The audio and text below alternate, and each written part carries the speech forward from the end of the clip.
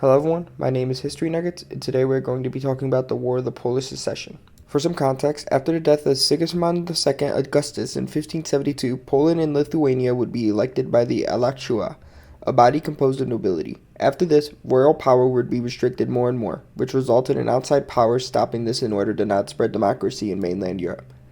Augustus II would be elected in 1697, which would result in him being deposed by Stanislaw Leszczyński in 1705, where he would flee to France after Augustus would be elected once more. When Augustus failed to settle the Polish crown for his son, a contest for the throne would occur in 1733. A year prior, in 1732, the Treaty of the Black Eagles would be signed, where Russia, Austria, and Prussia would say, hey, let's elect Emmanuel of Portugal instead.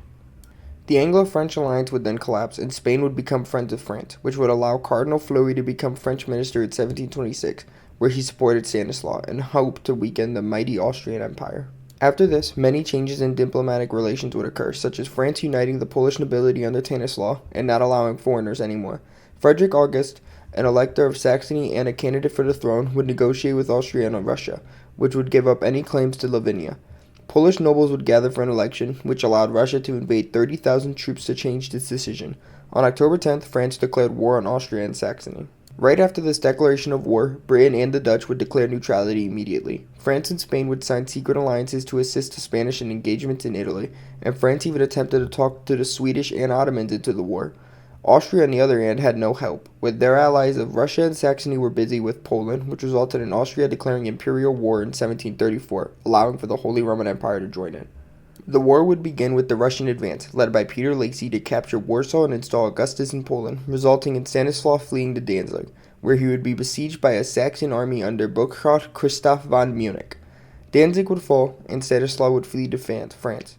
Military activity in Poland would end after this, leading to the pacification ceremony being held, resulting in Augustus being confirmed as King of Poland and Grand Duke of Lithuania. On the Rhineland front, France would invade Lorraine and besiege Kehl, winning these, resulting in them staying put in fear of British intervention for the Holy Roman Empire. The Holy Roman Empire would respond to these French attacks by calling up the defense line at Edwingen, which would be maneuvered by the French, resulting in them backing down the Hellebrun, which would lead to a French siege of Philipsburg, which would be another French win.